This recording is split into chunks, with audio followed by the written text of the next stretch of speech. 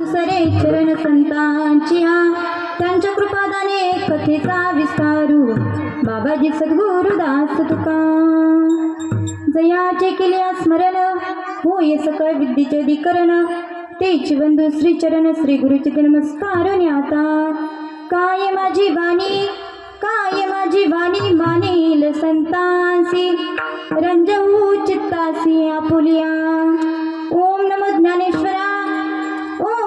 ज्ञानेश्वरा करुणा करा दयाळा तुमचा अनुग्रह लाभलो पावन झालो चराचरी मनोजवम मारुततुल्य वेगम जितेंद्रियं बुद्धिमतां वरिष्ठं वातात्मजं वानरयूथमुख्यं श्रीरामदूतं शरणं प्रपद्ये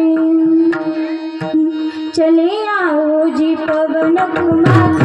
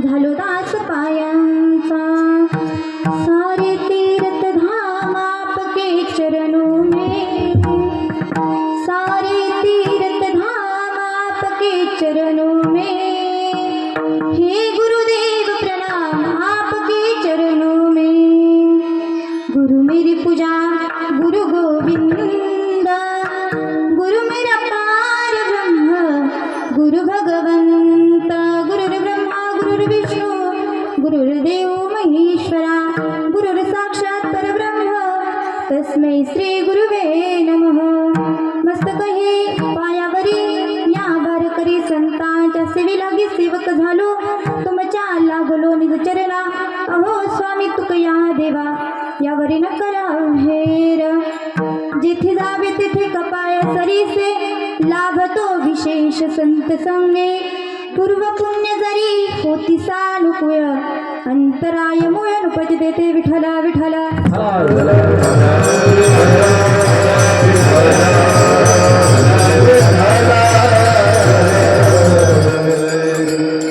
प्रस्तुत प्राप्त प्रसंगी प्राप्त स्थली कीर्तन रूपी सेवेकरता निवडलेला अभंग जगद्गुरु जगद्वंदनीय वैराग्याचे मुकुटमणी देहूचे निवासी महाराष्ट्र भूषण तसेच वैकुंठाला सदेह गमन करणारे या सर्व सामान्य जीवाला ज्ञानाची व मोक्षाची वाट दाखवणारे नव्हे तर ज्या राजाने हे हिंदवी स्वराज्य निर्माण केलं ज्या राजानं हे हिंदवी स्वराज्य निर्माण केलं त्या राजांना देखील उपदेश करणारे की राजा, अहो राजा, आमच्या गळ्यामध्ये माळ आणि हातामध्ये टाळ असणं हा आमचा परमार्थ आहे.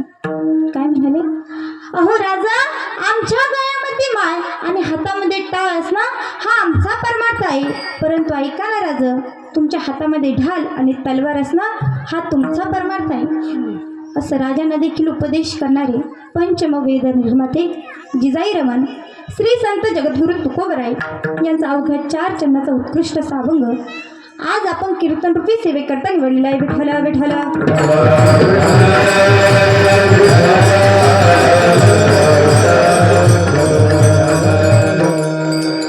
अभंगावर चिंतन करण्यापूर्वी अल्पसा हा पर्याय द्यायचा तो म्हणजे असा: परात्पर परमेश्वरम परमराज्य परमरसिक भक्तवांचल कल्पतरू भक्तवांचल दीनबंधू की त्या भगवान पांडुरंग परमात्म्याच्या सत्तेनं अखिल विश्व चालते. तुझ्या सत्तेने वेदासी बोलणे, सूर्यासी चालणे तुझ्या वेळ असं असणारा सत्ताधीश पांडुरंग परमात्मा आणि त्याच्या सत्तेनं व सकल साधू संतांच्या कृपा आशीर्वादानं व तसंच मार्गदर्शक हरिभक्तपरायण ठकाजी महाराज दिंडे यांच्या मार्गदर्शनाखाली चालू असलेला हा भव्य दिव्य अखंड हरिनाम सप्ताह वर्ष 22 व या सप्ताहातील आजच्या 4थ्या दिवसाची कीर्तनरूपी सेवा ही माझ्यासारख्या एका छोट्याशा पामराकडे आली, ज्यांच्यामुळं ही सेवा माझ्याकडे आली असे असणारे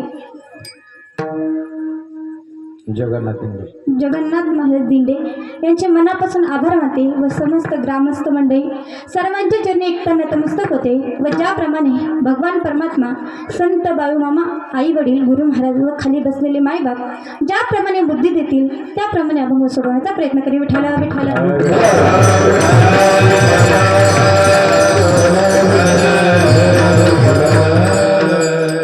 बघा महाराज, कीर्तन हे गोड असतं. कसं असतं?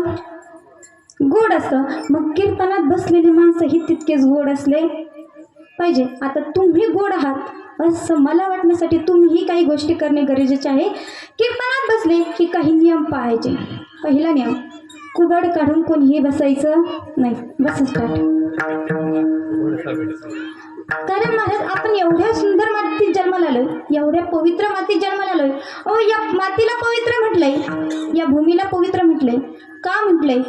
तर या भूमीमध्ये अनेक साधू संतांनी जन्म घेतलाय.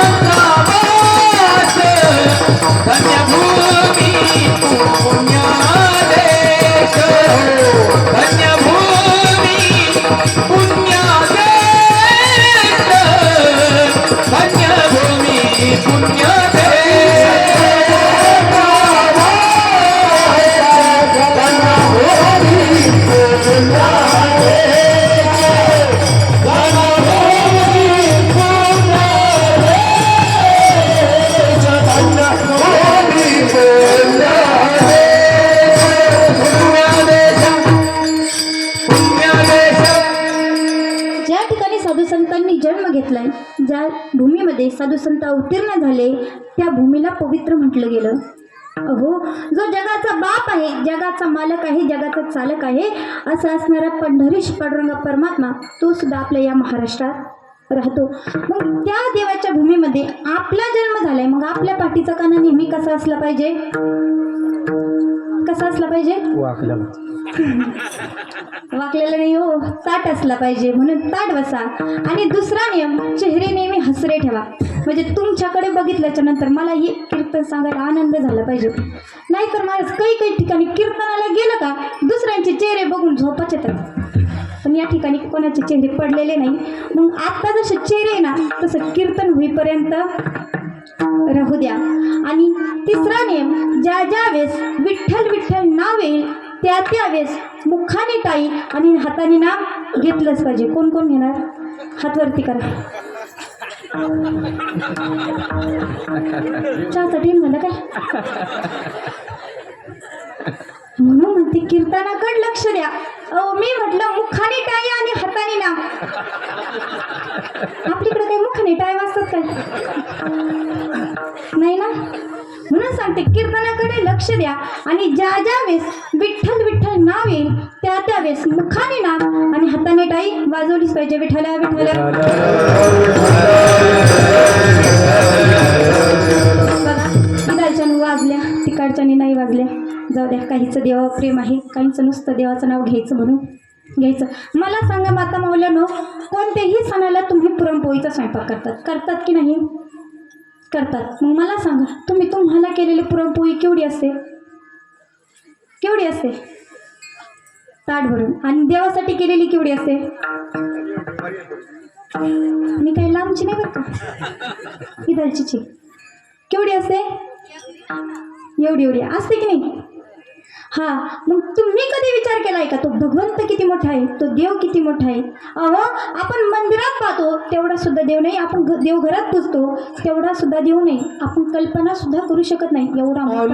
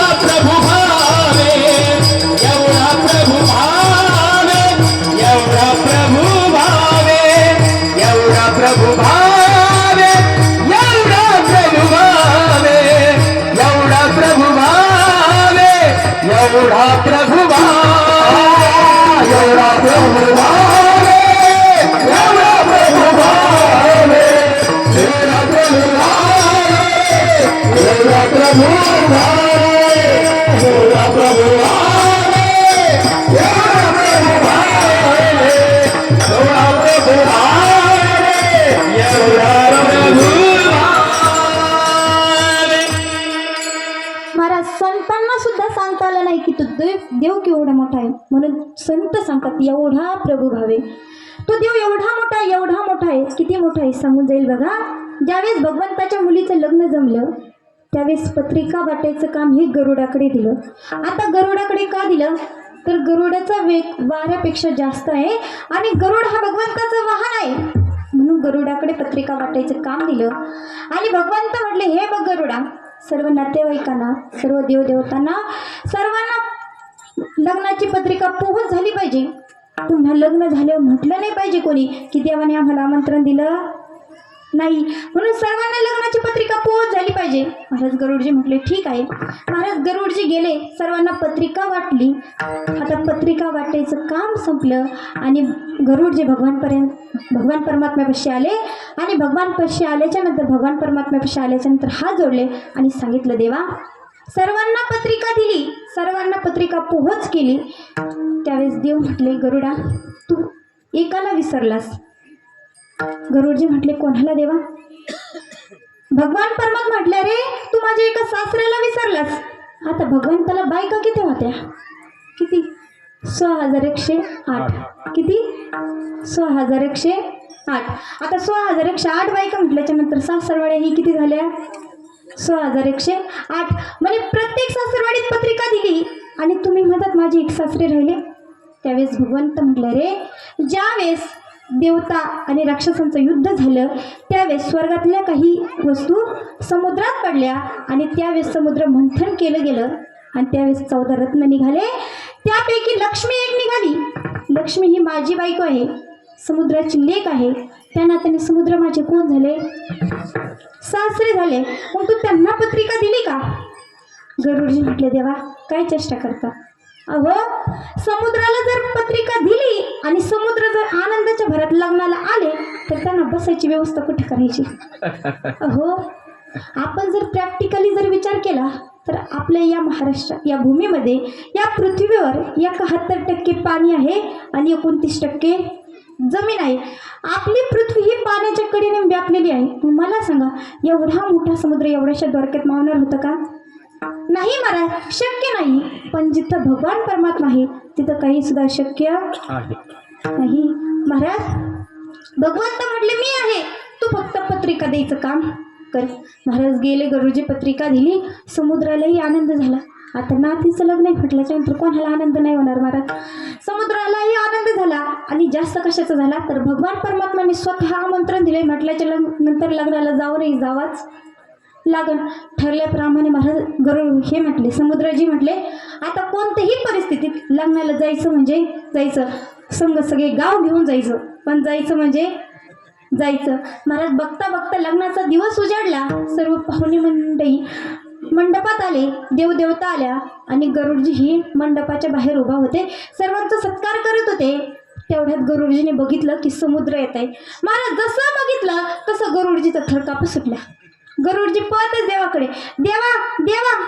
समुद्र आले, त्यांना बसायची व्यवस्था कुठं करायची? महाराज देव समोर गेले आणि देवाने आपलं एक रोम उपटला.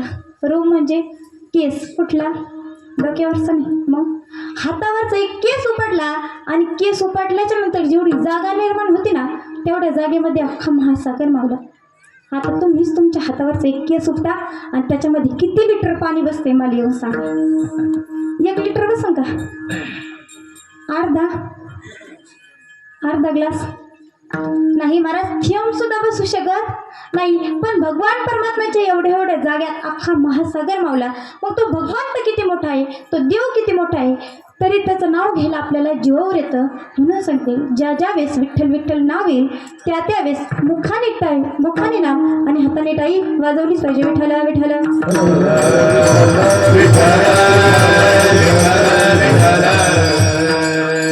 या अभंगातून जगद्गुरु तुकोबराय यश्चयावत मनुष्य प्राणी मात्रांना खऱ्या लाभाचे ठिकाण सांगतात. परंतु काही लोक म्हणू लागले संपूर्ण जगाला खऱ्या लाभाचे ठिकाण सांगायचे. त्यांनी एवढा उपद्व्याप कसे करता केला? त्यापासून तुकोबरायांना फायदा काय, उपयोग काय? कारण हे जग असं आहे महाराज की फायदेशिवाय कुठलंही काम करत नाही. अहो स्वतःचा पोटचा गोळा सुद्धा आई बापाला फायदेशिवाय सांभाळत नाही. मग तुकोबराय तर 1-2 जणांना नाही सांगत तर संपूर्ण जगाला उपदेश करतात. मग त्यापासून तुकोबरायांना फायदा काय? तर ऐका, तुकोबराय हे थोर संत होते आणि संतांचं कार्य ते आहे जगाला सुखी करण्याचं आहे. आपण ज्यांना मानव म्हणतो ना त्यात अनेक प्रकारचे माणसं आहे. त्यात 4 प्रकारचे वर्ग पडतात. काही लोक आपला स्वार्थही साधत नाही आणि परार्थही साधत नाही. काही लोक आपला स्वार्थ साधतात पण परार्थ साधत नाही. काही लोक आपला स्वार्थही साधतात आणि परार्थही साधतात. आणि काही लोक आपला स्वार्थ साधत नाही, फक्त आणि फक्त परार्थ साधतात. बघा, पहिला वर्ग आपला स्वार्थही साधत नाही आणि परार्थही साधत नाही, म्हणजे आपल्या स्वतःचंही हित करत नाही आणि दुसऱ्यांचंही होऊ देत नाही. ज्ञानोबराय वर्णन करतात, का आपण अंगे जये आणि नागवी जगाचे डोळे, पतंगू जैसा सये दीपाचे नी. आता तुम्ही सर्वजण शेतकरी मंडळी आहात, तुम्हाला पतंग नावाचा किडा माहीत असेल, माहीत आहे ना? ज्ञानोबराय म्हणतात, जसा पतंग नावाचा किडा रात्री दिव्याभोवती गिरट्या घालतो, शेवटी त्यावर झडप घालून आपणही जळून भस्म होतो आणि दुसऱ्यालाही काय करतो, अंधकार करतो, त्याप्रमाणे हा वर्ग आहे. हा वर्ग आपलाही फायदा करत नाही आणि दुसऱ्यांचाही होऊ देत नाही. विठ्ठल विठ्ठल.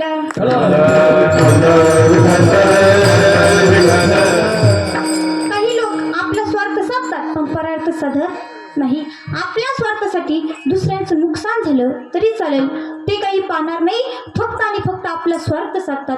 ज्ञानोबराय वर्णन करतात, तैसे मने वाचा काय, भल तया दुःख दे तुझाय, स्वार्थ साधिताना पाहे पराची हित.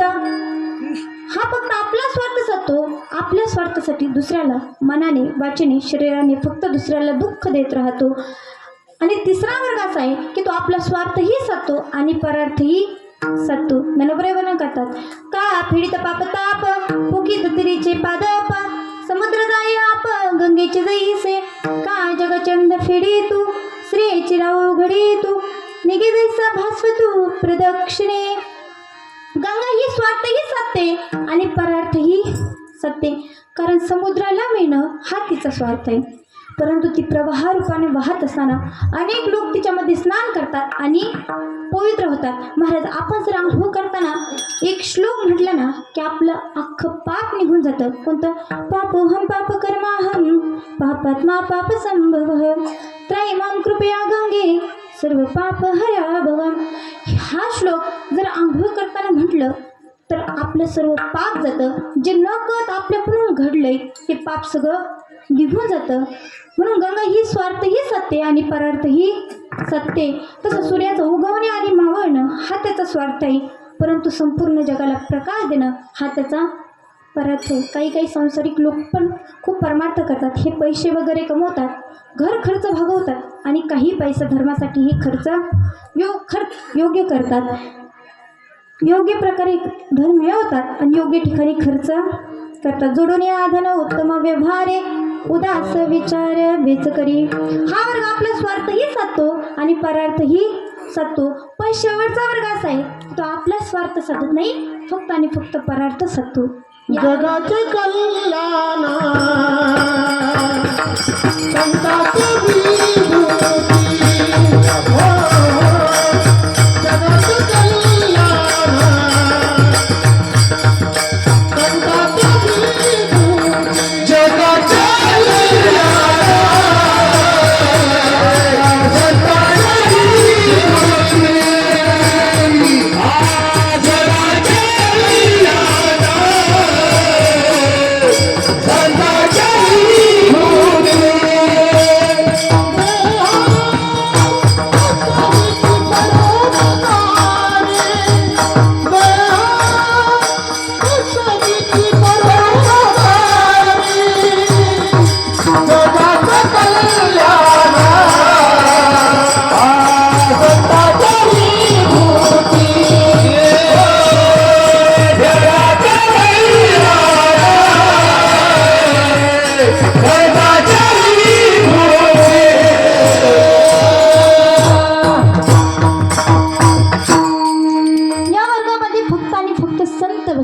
संतांची मोठी खूण कोणती असेल तर जगाच्या कल्याणाकरता स्वार्थ नाहीसा केला आणि स्वार्थाची जागा ही कशाने भरून काढली तर परार्थाने भरून काढली. संसाराच्या नावे घालून या शून्य वाढत आहात पुण्य धर्म केला. अहो, तुकोबरायांच्या जर मनात आलं असतं तर तुकोबराय व्यवहारामध्ये खूप मोठी श्रीमंत झाले असते, पण तुकोबरायांनी कोणाचंही काही घेतलं नाही. अहो, तुकोबरायांना साक्षात छत्रपती शिवाजी महाराजांनी नजराणा पाठवला होता. आणि तुकोबरायांच्या अभंग ऐकून खूप लोकांनी काहीही दान दिलं असतं, पण तुकोबरायांनी कोणाचंही काही घेतलं नाही. आपल्या संसारावरती तुळशीपत्र ठेवलं आणि सतत नामस्मरण केलं.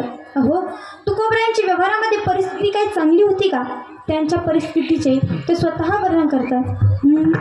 आम्ही सदैव सुडके जवळी चोर धाके, आम्ही सदैव सुडके जवळी चोर धाके, आम्ही सदैव सुरती जवळी चोर धाके, आम्ही सदैव सुरती जवळी चोर धाके, आम्ही सदैव सुडके जवळी चोर धाके, आम्ही सदैव सुडके जवळी चोर धाके. आम्ही सदैव सुरती जवळी चोर धाके, आम्ही सदैव सुरती जवळी चोर धाके. तुकोबराय म्हणतात आम्ही सदैव सुडके, म्हणजे आडनावाचे सुडके नाही बरं का. तुकोबराय म्हणतात आमच्याकडे यायला चोर घाबरतात का? तर आमच्याकडे बंदूक किंवा बंदुकीचे लायसन आहे म्हणून नाही. कारण महाराज, चोर जर आमच्याकडे आले तर तुकोबराय म्हणतात चोर जर आमच्याकडे आले तर त्यांनाच आमची परिस्थिती पाहून त्यांनाच दया येईल आणि त्यांनाच वाटेल की यांना 100-200 रुपये देऊन टाकू की काय. म्हणून चोर आमच्याकडे येत नव्हते. अहो, आम्ही जर कुठे गेलो तर आमच्या घराची कुत्रे राखण करायचे. एक दिवस हा जगाचा बाप, जगाचा मालक तुकोबरायांच्या घरी पाहुणा म्हणून गेला. पाहुणे घराशी आजी आली ऋषिकेशी, काय करू उपचार कोप मोरकी जरे जरा दरे दरे ते पाण्या माझ्या रांधील कन्या, घरी मोडकी माझा वरी वाकांच्या शेजा. भगवान परमात्मा तुकोबरायांच्या घरी आले. तुकोबरायांना वैकुंठाला नेण्यासाठी आले. त्यावेळेस तुकोबरायांनी देवासाठी कन्या केल्या. आता कन्याचे 3 प्रकार आहे. एक श्री कन्या, दुसऱ्या जय कन्या आणि तिसऱ्या जय जय कन्या. श्री कन्या हे घट्ट असतात, जय कन्या हे मिडियम असतात, म्हणजे चमचने वगैरे खाता येईल अशा, आणि जय जय कन्या अशा असतात की एकाच्या पात्रावर वाढलं की दुसऱ्याला वाढायची गरजच नाही, दुसऱ्याच्या पात्रावर स्वतःच अतिक्रमण होतात. म्हणून ह्या अशा जय जय कन्या तुकोबरायांच्या घरी देवाने खाल्ल्या. आणखी द्वापार युगामध्ये विदुर काकाच्या घरी देवाने कन्या खाल्ल्या. संत वर्णन करतात.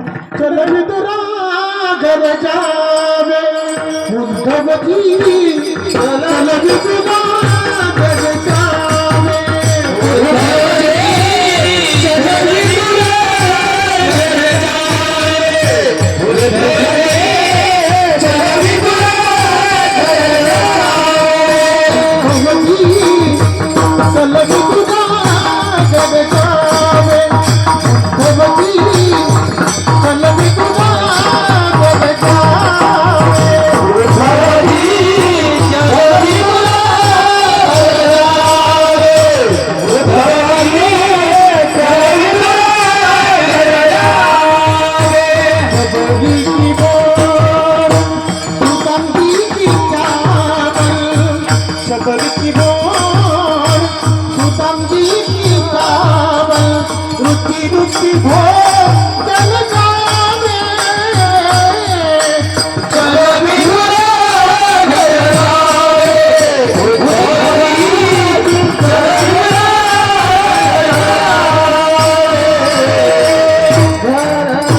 विदुरा घर जावे. विदुर काकाच्या घरी देवाने कन्या खाल्ल्या.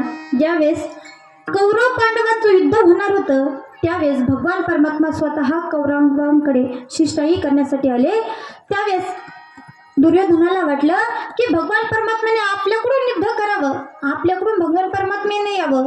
म्हणून दुर्योधनानं भगवान परमात्म्याचा खूप मोठा सत्कार ठेवला. महाराज, भगवान परमात्मा एका दिवसासाठी येणार होते, पण भगवान परमात्म्यासाठी स्वतंत्र महल बांधला. अहो, मेहलापासून तर सीमेपर्यंत मंडप टाकला. जागोजागो शेंटाचे ठोरे बसवले, फोनवरून आचारी बोलवले आणि स्वतः सीमेवर हजर होता. तेवढ्यात देव आले, देवांचा सत्कार केला. महाराज, त्यावेळेस दुर्योधन म्हटला, देवा आजच्या दिवस आमची तर मुक्काम करा. सर्व तयारी करून ठेवली, सगळी व्यवस्था झाली म्हणे. महाराज, देव काही व्यवस्था बघत नाही, देव बघतो तो भाव बघतो.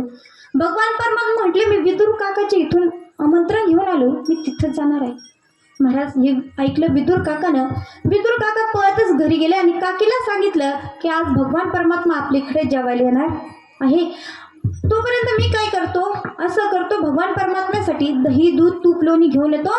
मला यायच्या आज जर भगवान परमात्मा आले तर तू त्यांना केळी खायला दे. महाराज विदुर काका निघून गेले आणि काकीने काय केलं, भगवान परमात्मा येणार म्हणून सारून काढलं, सारलं, रांगोळी काढली, फुलं आणून ठेवले आणि तेवढ्यात भगवान परमात्मा आले. भगवान परमात्म्याला बघितलं महाराज काकीने आणि जसं बघितलं तसं देहभावच रपल्या, देहभाव हरपल्या, तुझं पाहता विठ्ठला. देवाला बघितल्यानंतर देहभाव हरपल्या आणि भगवान परमात्म्याला बसण्यासाठी पाट आणला महाराज. पाट ठेवला, भगवंत पाटावर बसायला लागले. लगेच काकीने पाट काढला आणि देवाला म्हटलं, देवा इथं ओललंय, इथं नका बसू. तो पाट उचलला आणि दुसरीकडे मांडला. तिथं देव बसायला लागले, पुन्हा उचलला, म्हणे देवा इथं सारवलंच नाही. असं करता करता सगळं घर फिरू लागल्या. शेवटी स्वतः पाटावर बसला आणि देवाला खालीच बसवलं महाराज. आणि काकीने केळीची फणी आणली. काकी केळी सोलायच्या, गाभा स्वतः खायच्या आणि भगवान परमात्म्याला साली द्यायच्या. भगवान परमात्मा सुद्धा स्टँडवरच्या बकरीसारखं दाना केळीची साली हाणत होता महाराज.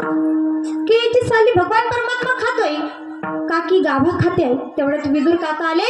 काकाने बघितलं की भगवान परमात्मा साली खातोय. महाराज काकाने घाई काकीला उठवलं, भगवान परमात्म्याला पाटावर बसवलं आणि आता स्वतः केली सोडून द्यायला बसले. की सोलते गाभा भगवान परमात्म्याला देऊ लागले आणि साली खाली टाकताय.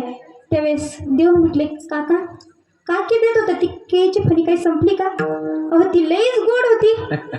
महाराज भगवान परमात्मा फक्त आणि फक्त शुद्ध भाव के भूखे हैं भगवान, भाव के भूखे हैं भगवान, भाव के भूखे हैं भगवान, भाव के भूखे हैं भगवान, भाव के भूखे हैं भगवान, भाव के भूखे हैं भगवान, भाव के भूखे हैं भगवान, भाव के भूखे हैं भगवान. ये भाव नहीं तो कुछ भी नहीं है, भाव नहीं तो कुछ भी नहीं है, लाख करो गुणगान. भाव के भूखे हैं भगवान, भाव के भूखे हैं भगवान, भाव के भूखे हैं भगवान. भगवान परमात्मा फक्त भावासाठी भुकेला आहे. म्हणून महाराज भगवान परमात्मा बघतो तो शुद्ध भाव. आणि त्यावेळेस भगवान परमात्म्याला काकीने कन्या केल्या आणि त्यावेळेस भगवान परमात्म्याने काकाच्या घरी कन्या खाल्ल्या, तसं तुकोबरायच्या घरी देवाने कन्या खाल्ल्या. आता या महात्म्याने देवाला कन्याच का केल्या? त्यांनी काही चांगले पक्वानं का केले नाही? तर तुकोबरायांची परिस्थिती तशी होती महाराज. तुकोबरायांनी नामस्मरण करून फक्त देव मिळवला, शिवभरातली कोणतीही गोष्ट मिळवली नाही, फक्त नामस्मरण करून देव मिळवला. अहो तुकोबराय रात्रंदिवस भगवंताचं चिंतन करायचे, रात्रंदिवस भगवंताचं नामस्मरण करायचे. यात नवल नाही तर तुकोबराय ज्या रस्त्याने जायचे ना, ती पाऊल वाट सुद्धा विठ्ठल विठ्ठल म्हणायचे. इथं आपले थोड सुद्धा विठ्ठल विठ्ठल म्हणत नाही. अहो मी आल्यापासून म्हणते टाळी वाजवा, मुखाने नाम घ्या, पण आणखी सुद्धा काहींनी घेतले नाही. काही काही म्हणतात ताईंचा धंदाच सांगायचा. महाराज काही म्हणतात की ताई सांगत होत्या टाळी वाजवा टाळी वाजवा, पण आपण पठ्ठ्याने वाजवलेच नाही.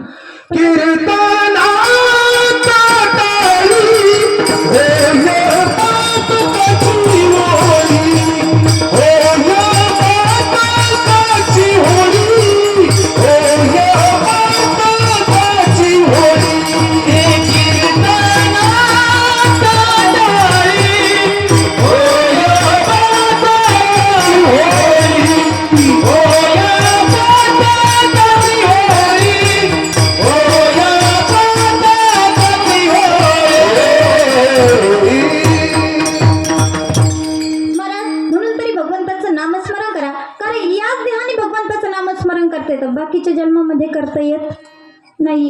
याच देही घडे देवाचे वचन आणि काही ज्ञान नाही कुठे. फक्त याच देहाने त्या भगवंताचं नामस्मरण करता येतं, म्हणून नामस्मरण करा महाराज. काही म्हातारे झाले तरी सुद्धा आणखी देवाचं नाव घेत नाही. काहींचं 80 वर्ष झाले पण आणखी पंढरपूरला कधी गेले नाही, असंच एका माणसाचं 75 वर्ष वय झालं. यानं 75 वर्षामध्ये कधी भगवंताचं मुख बघितलं नाही, कधी चालत पंढरपूरला गेला नाही, कधी मुखाने त्याचं नाव घेतलं नाही. मुलं म्हणू लागले, बाबा अहो तुमच्या 75 वर्ष वय झाले, राहिलेत किती? 25. अहो या 25 वर्षामध्ये कधी त्या देवाचा बोलावा येईल सांगता येत नाही. म्हणून त्या पंढरपूरला जा, त्या भगवंताचं नामस्मरण करा, त्या भगवंताला डोळे भरून बघा. टाळी वाजवावी ओ, कोणी उमरावे. टाळी वाजवावी ओ, कोणी उमरावे. टाळी वाजवावी ओ, कोणी उमरावे. टाळी वाजवावी ओ, कोणी उमरावे.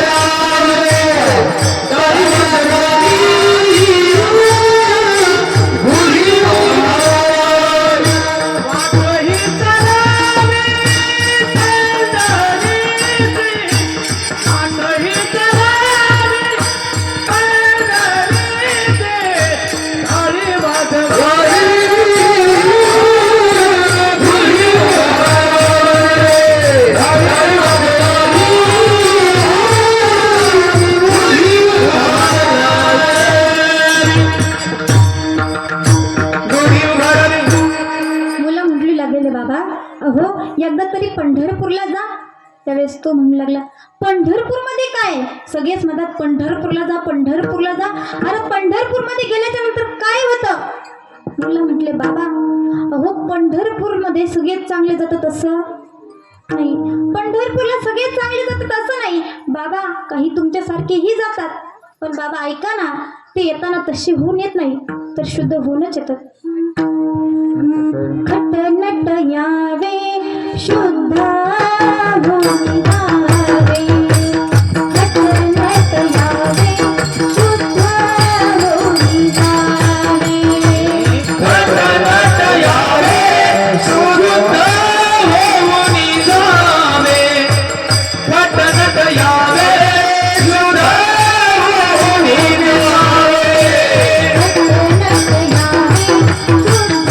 होऊन जावे. खट नट यावे शुद्ध होऊन जावे. घटनाट यावे शुद्ध होऊन जावे. घटनाट यावे शुद्ध होऊन जावे.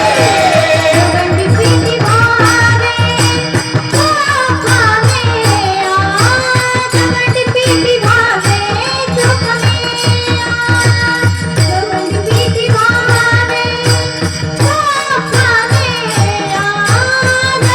पीती भावे सुख में आज. गंडी पीती भावे सुख में आज. आई वाजवावी गोरी उभरावी. टाळी वाजवावी गोरी उभरावे. टाळी वाजवावी गोरी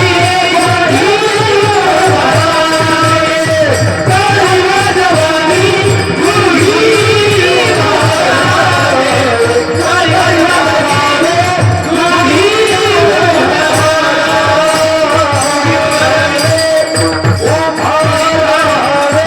घटनट यावे शुद्ध होऊन जावे. दवंडी पिटी भावे चोकामया. टाळी वाजवावी गुढी उभारावी आणि वाट ही चालावे. कोण म्हटलं घराकडची? मागचे म्हटले घराकडची. महाराज वाट ही चालावी पंढरीची. तो म्हटला, बाबा पंढरपूरमध्ये सगळेच चांगले जातात असं नाही, पण येताना ते शुद्ध होऊनच येतात. म्हणून बाबा आल्या जन्मात तरी पंढरपूरला जा. महाराज नाविलाजन म्हातारं तयार झालं आणि बायकोला सांगितलं, हे बघ आता वारी आहे, मी आता 21 दिवसासाठी वारीत जाणार आहे, तोपर्यंत मुलाकडं सुनाकडे चांगलं लक्ष दे, त्यांना अजिबात हालचाल करू देऊ नको. अरे मी गेल्याच्या नंतर यांना संसार करता येणार नाही.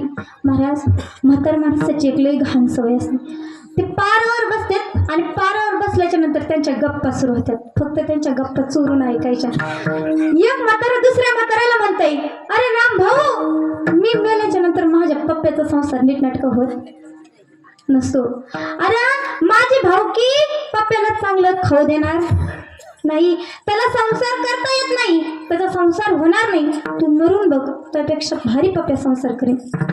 महाराज तसं तो म्हणू लागला की माझ्याशिवाय यांना संसार करता येणार नाही, यांना अजिबात हालचाल करू देऊ नको. बायको म्हटली, मालक अहो आपल्या लग्नाला 60 वर्ष झालेत. किती? 60 वर्ष झाले आणि त्या 60 वर्षामध्ये मी आणखी तुम्हालाच हालचाल करू दिली नाही म्हटल्याच्यानंतर त्यांना देईन का?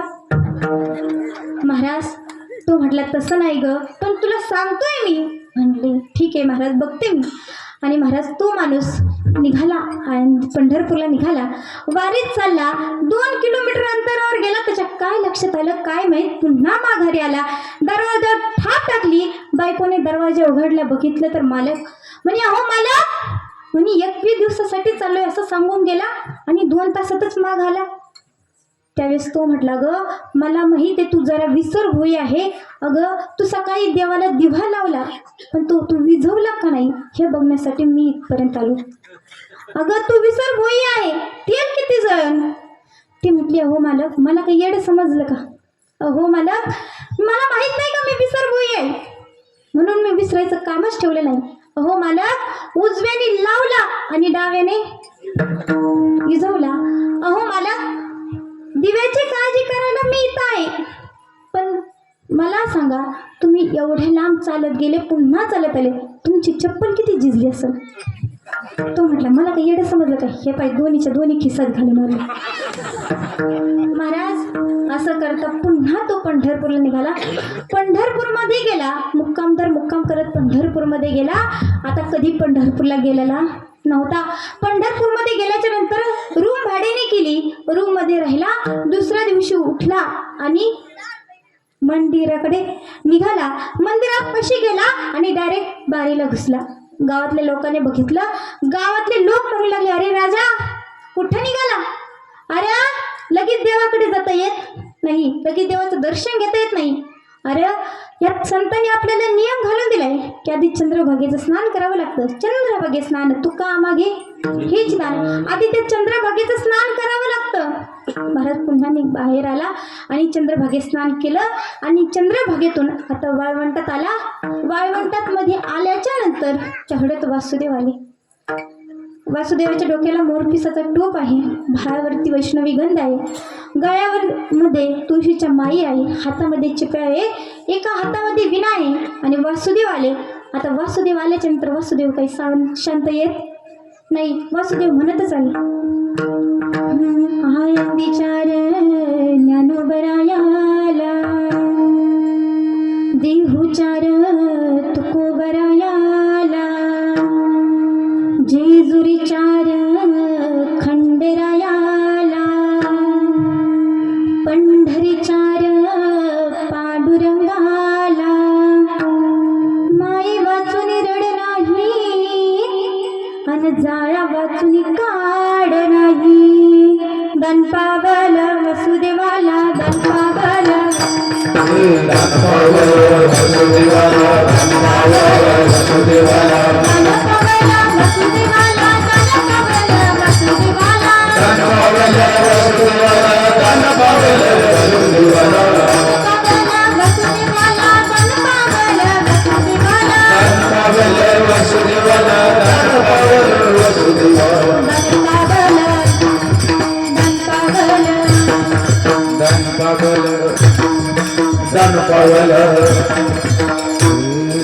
वासुदेव आले. वासुदेव काही शांत आले नाही. वासुदेव म्हणत आले. आता वासुदेव बघितले नाही. वासुदेव त्याच्यापाशी गेले आणि त्याला म्हटले, पैसे काढ, 1 रुपया दे. तो म्हटला, वासुदेवा अहो माझ्याकडं 1 रुपया सुद्धा नाही. अहो मी पहिल्यांदाच पंढरपूरमध्ये आलो आणि मला गावातल्या लोकांनी सांगितलं की या चंद्रभागेमध्ये लई चोऱ्या होतात, म्हणून मी 1 रुपया सुद्धा सोबत घेऊन आलो नाही. सगळे पैसे रूमवर आहे. रूमवर या म्हणे. रूमवर आल्याच्या नंतर मी तुम्हाला नक्की पैसे देतो. महाराज वासुदेव निघून गेले. याला वाटलं डबल दुसरे वासुदेव येते, म्हणून याने काय केलं, लांबूनच देवाला हात जोडले आणि लगेच रूमवर गेला. लगेच कडी लावली आणि आरशात बघू लागला आणि मोठ्या मोठ्याने हसू लागला आणि म्हणू लागला, कसं फसवलं? त्याचं मन म्हणतंय कोणाला? तो म्हटला, नाही करा, त्या चंद्रभागेच्या वळवंटामध्ये वासुदेव आले होते, त्या वासुदेवाला. त्याचं मन म्हणू लागलं, अरे वासुदेव जर रूमवर आले तर? तो म्हटला, रे सोपं आहे का? या पंढरपूरमध्ये कितीतरी गल्ल्या आहे, कितीतरी गल्ल्यामध्ये कितीतरी गोळ्या आहे, कितीतरी गोळ्यामध्ये कितीतरी बिल्डिंग आहे, कितीतरी बिल्डिंगमध्ये कितीतरी रूम आहे, त्यापैकी एक माझी रूम आहे. हे वासुदेवाला कसं काय करणार? तेवढ्यात वाजले ना दरवाजात थाप. याला वाटलं आता या पंढरपूरमध्ये आपल्या ओळखीचं कोण आलं. महाराज गेला, दरवाजा उघडला आणि तसं वासुदेव समोर दिसले. महाराज वासुदेवाला बघितलं नाही, त्यानंतर याची तोत्रीच वळली. हा म्हटलं, वासुदेवा तुम्ही आणि इथं कस काय? वासुदेव म्हटलं, रे तू म्हटला होता 1 रुपया देईल, तो रुपये घ्यायला आलो. त्यावेळेस तो म्हटला, वासुदेवा हे बघा, मी फक्त रूम भाड्यापुरतीच पैसे आणले, तुम्ही गावाकडे या. गावाकडे आल्याच्या नंतर मी तुम्हाला रुपया देतो. रुपया जाऊ द्या, डायरेक्ट 2 रुपये देतो, तुम्ही गावाकडे या. महाराज वासुदेव म्हटले, नक्की देशील ना? हा म्हणे, हा नक्की दे. महाराज वासुदेव निघून गेले. याने लगेच बॅग भरली, लगेच गावाकडे गेला. बरेच दिवस झाले, त्याला वाटलं आता वासुदेव येत नाही. पण वासुदेव एक दिवस सकाळ सकाळच आले. याचा ब्रशच चालू होता. यानं वासुदेवाला बघितलं. महाराज हा पळत घरात शिरला आणि घराची कडी लावली आणि बायकोला सांगितलं, हे बाई बाहेर वासुदेव आलेत, वासुदेव मला 1 रुपया मागताय, तू जर त्यांना सांग म्हणा की त्यांची तब्येत बरोबर नाही. त्याला वाटलं वासुदेव निघून जाते, पण वासुदेव म्हटले त्याला बरं लागल्याच्या नंतर मी 1 रुपया घेऊन जातो, मी पण कवर चक्कर मारू म्हणे, मी पण आता इथंच थांबतो. असं म्हटल्याच्या नंतर तिची बायको आली आणि बायको त्याला म्हणू लागली, अहो वासुदेव म्हटले 1 रुपया घेतल्याशिवाय जाणार नाही. तो म्हटलं, तू असं कर, तू रडायचं नाटक कर आणि हे गेले असा आरडावरडा कर. त्याला वाटलं वासुदेव निघून जातील. महाराज हिने लगेच ओरडायला सुरू केलं, बरे होते ना, काय झालं? असं मोठ्याने रडायला लागली. महाराज एवढ्या मोठ्याने रडायला लागली की शेजार पाजारच्या बाया सुद्धा जमा झाल्या आणि त्यांचा सुद्धा आवाज मिक्स झाला. महाराज सगळ्या मोठ्याने रडायला लागल्या. पाहुणे रवयांना फोन केला. आता वासुदेव म्हटले, चांगला माणूस होता, आलाय, आता आपण आलोत ना तर अंत्यविधीही करूनच जाऊ. महाराज वासुदेव म्हटले, आता अंत्यविधी करून जाऊ. सर्व नातेवाईकांना बोलवलं. शेवटी त्याचं जे माणूस मेल्याच्या नंतर जी विधी करतात ना, ती सर्व विधी केली आणि शेवटी त्याला उचललं आणि स्मशानभूमीकडे चालवलं. तरी पठ्ठे उठायला तयार नाही. सरणावर ठेवलं, अग्निडाग दिला, चटके बसायला लागले, तरी पठ्ठे उठायला तयार नाही. शेवटी वासुदेवाला त्याची दया आली. वासुदेवाला वाटलं आपल्यामुळे जर एखाद्याचा प्राण जात असेल तर काय उपयोगाचं. वासुदेव म्हटले, पाटील 1 रुपया सुटला. पाटला लगेच सरणातून उडी मारली. पाटील म्हटले, हे बघ पठ्ठे उठला, विठाला विठाला.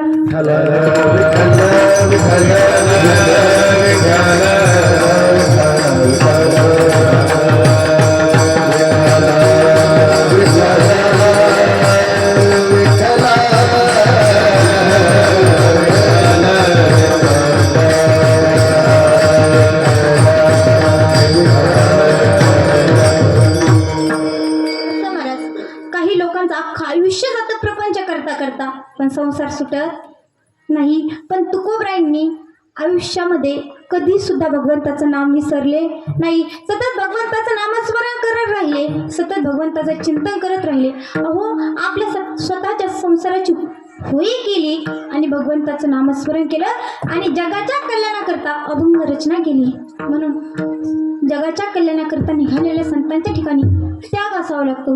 नुसता त्याग असून चालत नाही, त्यांना अनुभव आलेला पाहिजे असावा लागतो. तुकोबराय स्वतः पूर्ण झाले होते, त्यांना स्वतः अनुभव आलेला होता. तुका म्हणे चाकुनी सांगे माझा अनुभव आहे अगे. हे संत जगावर उपकार करण्यासाठीच येतात. वास्तविक यांचं ठिकाण कोणतं आहे तर वैकुंठ आहे. आम्ही वैकुंठवासी आलो यासी कारणासी बोले जय जय ऋषी सात भावे वर्तया. हे संत जगावर उपकार करण्यासाठीच येतात. तुकोबराय या भूतलावर अवतीर्ण झाले आणि तुकोबरायने बघितलं की प्रत्येक व्यक्तीला सुखाची अपेक्षा आहे, खऱ्या लाभाची इच्छा आहे, पण त्यांना खऱ्या लाभाचं ठिकाण माहीत नाही. त्यांचा मार्ग चुकलाय. म्हणून तुकोबरायांना म्हटलं त्यांना खऱ्या लाभाचं ठिकाण सांगावं. म्हणून तुकोबराय म्हटले, तुम्हाला जर खऱ्या लाभाची प्राप्ती करून घ्यायची असेल तर तो लाभ तुम्हाला संत संगतीशिवाय मिळणार नाही. संत संगती व्यतिरिक्त गेला तर तुम्हाला तुमचे कपाळ बरोबर येणार. अभंगाचं प्रथम चरण.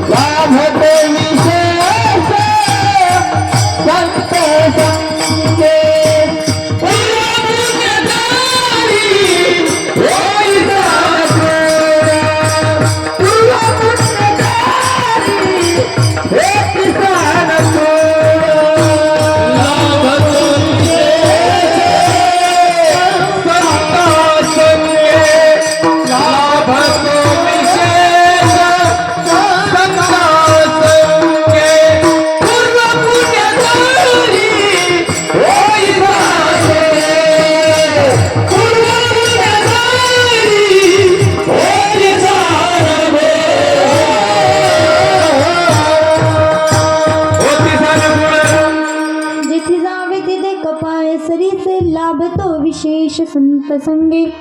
तुकोबराय म्हणतात तुम्हाला जर खऱ्या लाभाची प्राप्ती करून घ्यायची असेल तर संत संगती व्यतिरिक्त मिळणार नाही. संत संगतीशिवाय मिळणार नाही. संत संगती व्यतिरिक्त गेला तर तुम्हाला तुमचे कपाळ बरोबर येणार पण तो खरा लाभ प्राप्त होणार नाही. मग कपाळ म्हणजे काय हो? तर कपाळ म्हणजे कर्म. आपण जे मागं आपल्याकडून कर्म झालंय ते कर्म जे सटवीन आपल्या कपाळवरती लिहिलंय ते कर्म आपल्या बरोबर येणार आहे. मग ते कर्म जर चुकवायचं असेल तर तुम्हाला काय करावं लागेल? संतांच्या संगतीत जावं लागतं. कारण हे कर्म असं आहे की महाराज की भोगल्याशिवाय सुटत नाही.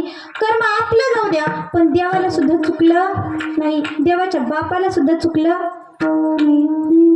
कर्मे दशरथ वियोगी मेला दशरथ वियोगी मेला श्रीराम वनवासा गेला श्रीराम वनवासा गेला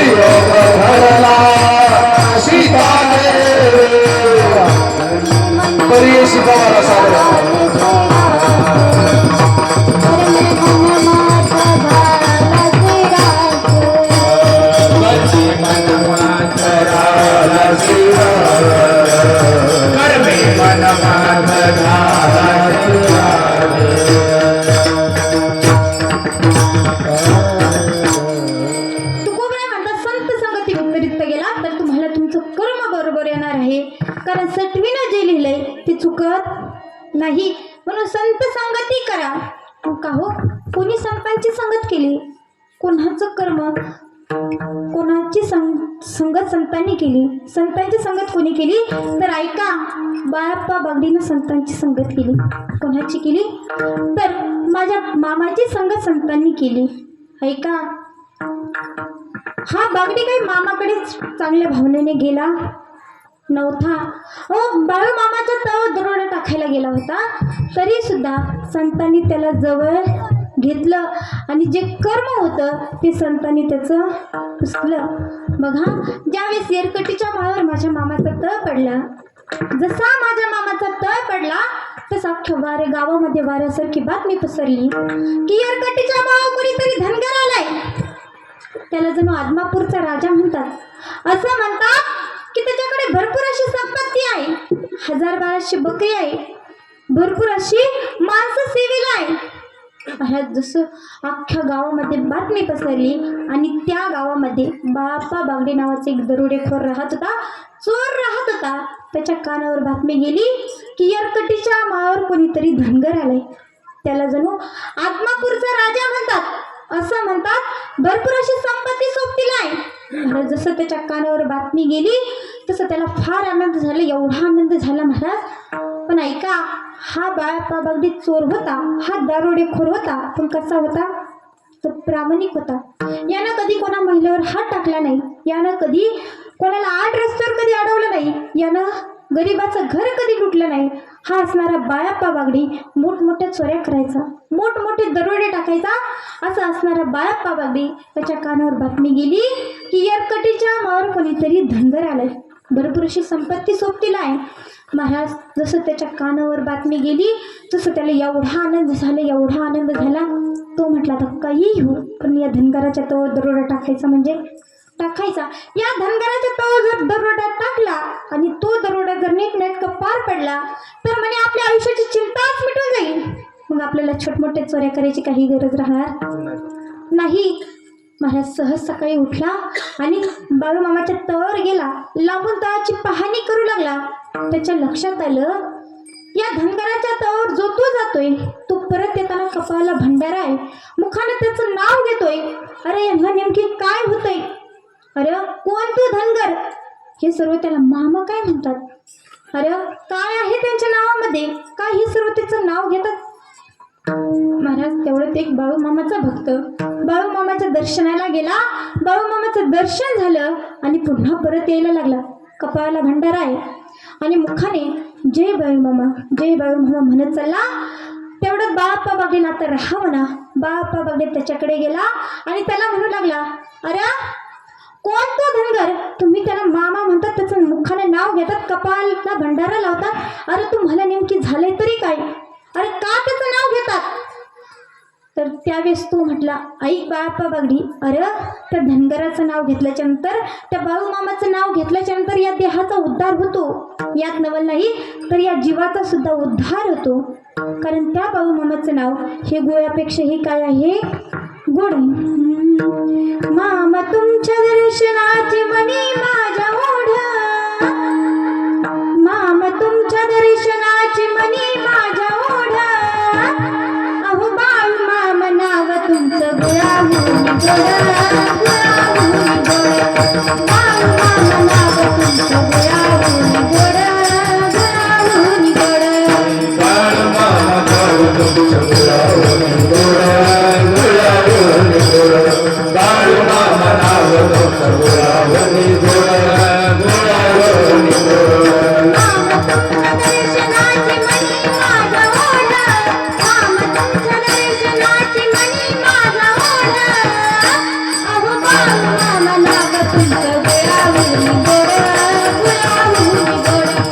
बाळू मामा नाव तुमचं गुळाहून गोड, गुळाहून गोड.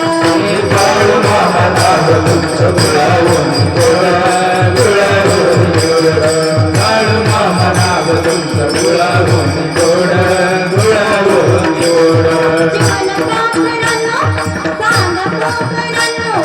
आदमपुरीची वाट मला दाव मेंढरानो, आदमपुरीची वाट मला नाव मेंढरानो, आदमपुरीची वाट मला नाव मेंढरानो. चिमण पाखरांनो, सांगा कोकरांनो, आदमपुरीची वाट मला दाव मेंढरानो. आदमापूरची वाट मला धाव मेंढरानो, आदमापूरची वाट मला धाव मेंढरानो. मामा तुमच्या दर्शनाची मनी माझा ओढ, मामा तुमच्या दर्शनाची मनी माझा ओढ. अहो बाळू मामा नाव तुमचं गुळाहून गोड, गुळाहून गोड. बाळू मामा नाव तुमचं गुळाहून गोड, गुळाहून गोड. बाळू मामा नाव तुमचं गुळाहून गोड, गुळाहून गोड. बाळू मामा नाव तुमचं गुळाहून गोड, गुळाहून गोड.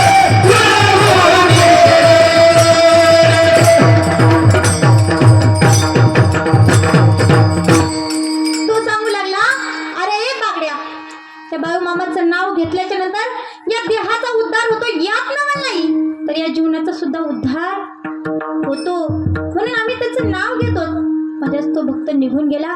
बागड्याने ह्या कानाने ऐकलं आणि ह्या कानाने सोडून दिलं. यानं बऱ्याच वेळ त्याची पाहणी केली. त्याच्या लक्षात आलं की या ठिकाणी भरपूर अशी भक्त मंडळी येतं, भरपूर अशी गावकरी येत आहे. कोणी आपल्या समस्या घेऊन येत आहे, कोणी आपल्या अडचणी घेऊन येत आहे. महाराज यांनी बऱ्याच वेळेस त्याची लांबून पाहणी केली आणि पाहणी झाल्याच्या नंतर घरी गेला. आता चोरी करायची म्हटल्याच्या नंतर एकट्याचं काम नाही. मग त्यांनी काय केले, आपले सवंगडी बोलवले, आपले मित्रमंडळ बोलवलं. किती जण बोलवले, तर 21 जण बोलवले. किती, 21 जण बोलवले आणि ते 21 जणांबरोबर दरोडा टाकायची आखणी सुरू केली. नकाशा आवडला. आता हा त्यांना सांगू लागला की याने तिथं जायचं, त्याने इकडं जायचं, याने इकडं जायचं, यानं तिकडं जायचं, याने हे उचलायचं, त्याने ते उचलायचं. अशी आखणी सुरू झाली. नकाशा आवडला आणि आता दरोडा टाकायचा दिवस ठरवला. बघता बघता दिवस उगवला आणि महाराज आता सर्वजण रात्र व्हायची वाट बघू लागले. त्यांना असं वाटू लागलं कधी आपण त्या धनगराच्या तोवर दरोडा टाकू, असं त्यांना मनात वाटू लागलं. बघता बघता 8 वाजले, 9 वाजले, 10 वाजले, तरी बाळूमामाच्या तळावरची गर्दी काही कमी व्हायला तयार नाही. कोणी ना कोणी धनगराच्या तळावर येतच होतं. कोणी आपल्या अडचणी घेऊन येत आहे, कोणी प्रसाद घेण्याकरता येत आहे. पण ज्यावेळेस 11 वाजले तरी काही लोक जागेच होते. मेंढके बंधू ही जागे होते. आणि ज्यावेळेस 12 वाजले त्यावेळेस बाळूमामाचा तळ सामसूम झाला. मेंढके बंधू ही झोपी गेले. आता बाळूमामाचा तळ मात्र सामसूम झाला. हे बघितलं कोणी, बागडीनं. तो बाळूमामाची तळापासून 1 किलोमीटर अंतरावर थांबला होता. त्याने बघितलं की आता बाळूमामाचा तळ सामसूम झालाय म्हटल्याच्या नंतर दरोडा टाकायला काही हरकत नाही. 21 जणांना खुणावलं आणि म्हणे चला निघाले महाराज. बघता बघता 12:30 वाजले, 1 वाजला तरी बाळूमामाचा तळ यायला तयार नाही. बागडी झाला रागवला. बागडी म्हटलं अरे जरा पटापटा चाला, पाय उचला, कधी आपण दरोडा टाकणार. महाराज आता हे जरा भराभरा चालायला लागले. बघता बघता 1:30 वाजले, 2 वाजले तरी बाळूमामाचा तळ यायला तयार नाही. आता बागडीला जरा लईच राग आला. बागडी मोठ्याने ओरडला, अरे चला भराभरा चाला की, पटापटा पाय उचला. महाराज ते लोक म्हणू लागले, अरे बागड्या तू पण आमच्या सोबतच चालतोय, तू काय आमच्या पुढे गेला का? नाही गेला तरी तू तो येत नाही, आमची काय चुकी? तो म्हटला आता चालवता येत नाही ना, म्हणजे आता पळायचं लागले. महाराज पळायला. बघता बघता 2:30 वाजले, 3 वाजले तरी बाळूमामाचं तळ यायला तयार नाही. आता हे सगळेच थकले. महाराज एका ठिकाणी उभा राहिले आणि आता हे सर्व बागड्याला म्हणू लागले, हे बघ बागड्या, अरे एखाद्या लहान लेकराने जरी थोबाडीत मारली ना तरी आम्ही लगेच खाली पडू. अरे आमच्या अंगामध्ये एवढी सुद्धा ताकद शिल्लक राहिली नाही. तुला चोरी करायची तर कर, आम्हाला अजिबात चोरी करायची नाही. बागडी हुशार होता. बागडी म्हटलं, अरे या धनगराच्या तळ जर आपण दरोडा टाकला आणि तो दरोडा जर नीटनाटका पार पडला तर म्हणे आपल्या आयुष्याची चिंता मिटून जाईल. मग आपल्याला छोटमोठ्या चोऱ्या करायची काही गरज राहणार नाही. महाराज असं म्हटल्याच्या नंतर यांनाही जरा धीर आला. त्यातलं एक जण म्हटलं, हा दरोडा जर नीटनाटका पार पडला ना तर मला राहायला घर नाही, मी अगोदर घर बांधेन. दुसरा म्हटलं, मला घर आहे पण मला शेती नाही, मी आधी शेती घेईन. तिसरा म्हटलं, मला घरदार आहे पण हा दरोडा जर नीटनाटका पार पडला तर मी माझ्या घरावर सोन्याचे कौल टाकीन. बागडे म्हटला, मला घरदारही आहे, मला काहीच करायचं नाही, पण हा दरोडा जर नीटनाटका पार पडला तर मी माझ्या कारभारींना दागिना करेन, कारण ती माझ्या मागं लई टोमलेली होती, म्हणजे तिला आधी दागिना करेन. महाराज पण तो म्हणे हे करण्यासाठी अगोदर आपल्याला दरोडा टाकावा लागेल. म्हणून पुन्हा उठले, पुन्हा पळायला लागले. बघता बघता 3:30 वाजले, 4 वाजले तरी बाळूमामाचा तळ यायला तयार नाही. शेवटी थकले आणि एका जागेवर बसले. बागड्याला म्हणू लागले, बागडी हे बघ, आता आम्हाला काही दरोडा टाकायचा नाही, आम्हाला काहीच करायचं नाही, घरही घ्यायचं नाही, जमीनही घ्यायची नाही, सोन्याची कौलही टाकायची नाही. तुला दागिना करायचं तर तू तो कर, आम्हाला अजिबात चोरी करायची नाही. असं म्हटल्याच्यानंतर बागडे म्हटलं, ऐक, आता दरोडा टाकायचा नाही पण माघारी सुद्धा जायचं नाही. आता एक काम करायचं, सकाळ व्हायची वाट बघायची आणि सकाळ झाल्याच्या नंतर आपण बाळूमामाच्या तळावर जायचं. ठरल्याप्रमाणे सगळेजण सकाळ व्हायची वाट बघू लागले. 5 वाजले, 6 वाजले, 6:30 वाजले. आता मात्र थोडं थोडंसं दिसायला लागलं आणि आता हे सर्वजण बाळूमामाच्या तळावर जाण्यासाठी निघाले. तर अवघ्या 2 मिनिटात पोहोचले. किती? 2 जो 4 तास चालून तो आला नाही तो अवघ्या किती मिनिटात आला? 2 मिनिटात आला. हा जगाचा बाप, जगाचा मालक, या ब्रह्मांडाचा धनी, या सृष्टीचा करता करविता, आदमापूरचा राजा बाजावर बसलेला आहे. कपाळाला भंडारा आहे, डोईला फेटा आहे, खांद्यावर घोंगडी आहे, हातामध्ये काठी आहे आणि गुलाबी गुलाबी मामाचा फेटा, गुलाबी गुलाबी मामाचा फेटा, गुलाबी गुलाबी मामाचा फेटा, गुलाबी गुलाबी मामाचा फेटा. हातात काठी, कामामध्ये धनगर मोठा, धनगर मोठा, धनगर मोठा. गुलाबी गुलाबी मामाचा फेटा, गुलाबी गुलाबी मामाचा फेटा, गुलाबी गुलाबी मामाचा फेटा, गुलाबी गुलाबी मामाचा फेटा.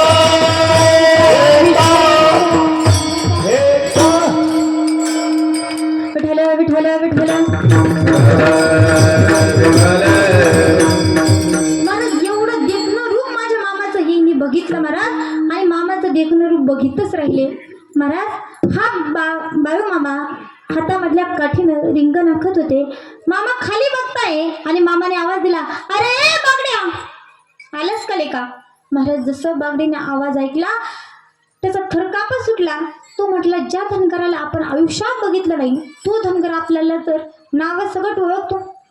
महाराज म्हणे, हो मामा आलो ना.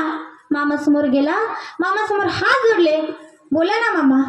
त्यावेळेस मामा म्हणू लागले, अरे बागड्या, अरे माझ्या तो दरोडा टाकायला आलाच होतच ना लेका? अरे हे बघ, पृथ्वीला प्रदक्षिणा घालतोय म्या. जर माझ्या तो दरोडा टाकला असता तर या जगामध्ये बाळू धनगर काय नाव सांगणार? अरे स्वतःच्या लेकराच्या तोंडामध्ये घास घालायला तू दुसऱ्यांचा घास ओढून आणतोस, असं नाही करू. त्यावेळेस तो म्हटला, मामा, अहो मामा चुकलं माझं, मला माफ करा. त्यावेळेस तो बाळू मामाचा दास झाला आणि बाळू मामानं त्याला महाराज त्याच्या कर्मरेषा बदलल्या. एवढी ताकद त्या संतांच्या संगतीमध्ये आहे, एवढी ताकद त्या संतांच्या सहवासात आहे. म्हणून संत संगत ही संतांची करा. विठ्ठल विठ्ठल.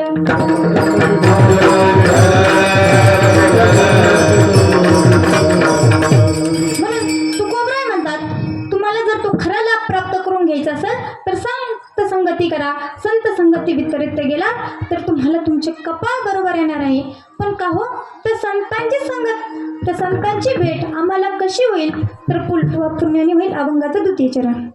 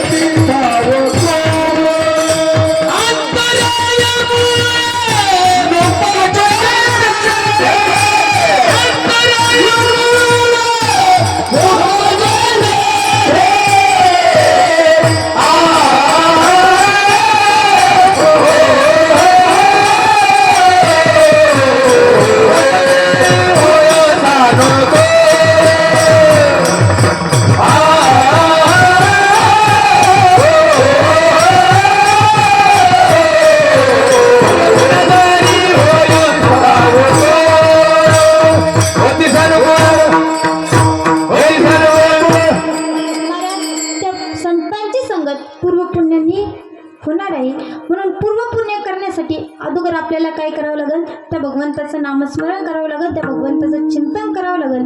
एकदा सर्व महिलांनी नृत्य हात करा. निस्सा महिला मंडळा,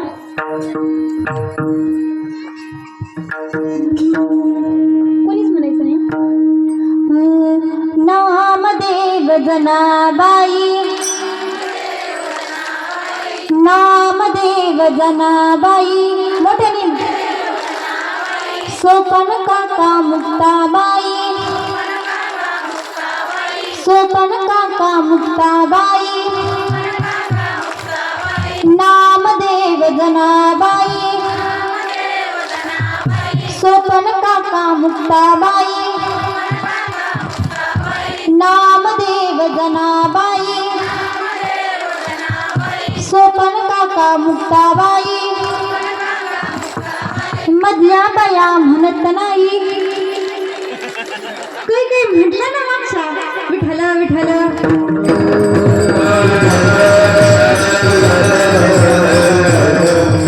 आता सर्वांनीच वरती हात करा. विठोबा रखुमाई, रखुमाई, विठोबा रखुमाई,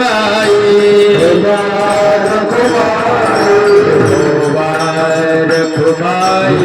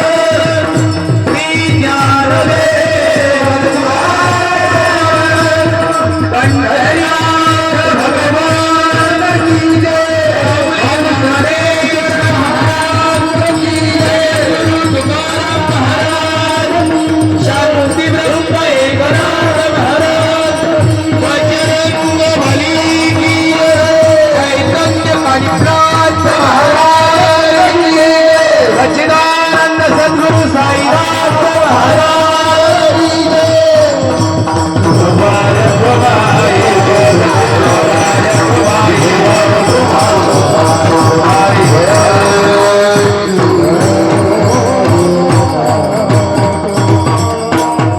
जेथे जावे तेथे कपाळे सरीसे लाभतो विशेष संत संगे.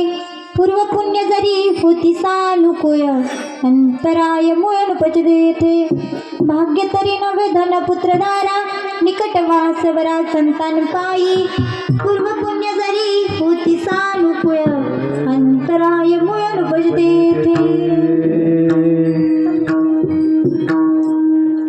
तुका म्हणे हिची करावी मिरासी, तुका म्हणे हिची करावी मिरासी. बाई संतांपाशी द्यावा जीवा, पूर्व पुण्य जरी होती सानुकूळ, अंतराय मुळ उपजते.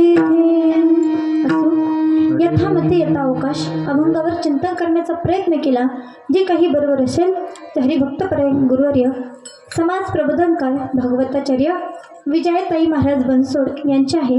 व जे चुकीचे असेल तर माझ्या अल्पबुद्धीचे दोष माझे मला परत करा. व आज ज्यांनी माझ्या कीर्तनात रंग भरवण्याचं काम केलं असे असणारे गायनाचार्य सुंदर ज्यांचा आवाज आहे असे असणारे ठकाजी महाराज दिंडे यांचेही मनापासून आभार मानते. तसेच एकनाथ महाराज वाघमोडे, एकनाथ महाराज वाघमोडे त्यांचेही मनापासून आभार मानते. तसेच रावसाहेब महाराज, रावसाहेब महाराज यांचेही मनापासून आभार मानते. सोमनाथ महाराज, सोमनाथ महाराज त्यांचेही मनापासून आभार मानते. तसेच बाप्पू महाराज, बाप्पू महाराज त्यांचेही मनापासून आभार मानते. वाघमोडी महाराज त्यांचेही मनापासून आभार मानते. शिवजोळ, सगळेच महाराजांचे मनापासून आभार मानते. थोरात महाराज, शिवाजी महाराज थोरात त्यांचेही मनापासून आभार मानते. व सुंदर ज्यांचं वादन आहे असे असणारे मृदंगाचार्य हरिभक्तपरायण गौरव महाराज, गौरव महाराज यांचेही मनापासून आभार मानते. तसंच आपल्याच गावचं भूषण हरिभक्तपरायण अर्जुन महाराज दिंड थोरात त्यांचेही मनापासून आभार मानते. व तसंच या ठिकाणी माझ्या आत्याही आलेले आहे त्यांचेही मनापासून आभार मानते. तसंच माझे आजोबाही या ठिकाणी आलेले आहे, त्यांचेही मनापासून आभार मानते. माझे मामाही आलेले आहे, त्यांचेही मनापासून आभार मानते. व ज्यांनी एकट्याच्या जीवावर आमच्या गावामध्ये बाळूमामाचा सप्ताह सुरू केला असं असणारा माझा चुलत भाऊ कृष्णा महाराज वाघमोडे, तोही या ठिकाणी आलेला आहे, त्यांचेही मनापासून आभार मानते. व तसंच ज्यांचं बोट धरून मी चालायला शिकले असे असणारे माझे वडील, तेही या ठिकाणी आलेले आहे, त्यांचेही मनापासून आभार मानते. माझी आजीही या ठिकाणी आलेली आहे, तिचेही मनापासून आभार मानते. आता काही म्हणतात, हां मी काय केलं? तर ऐका, सर्वांचं नाव घेणं शक्य नाही, पण ऐका, ज्यांचं नाव घेतलं ते देव आणि ज्यांचं नाही घेतलं ते महादेव. ज्ञानेश्वर माऊली महाराज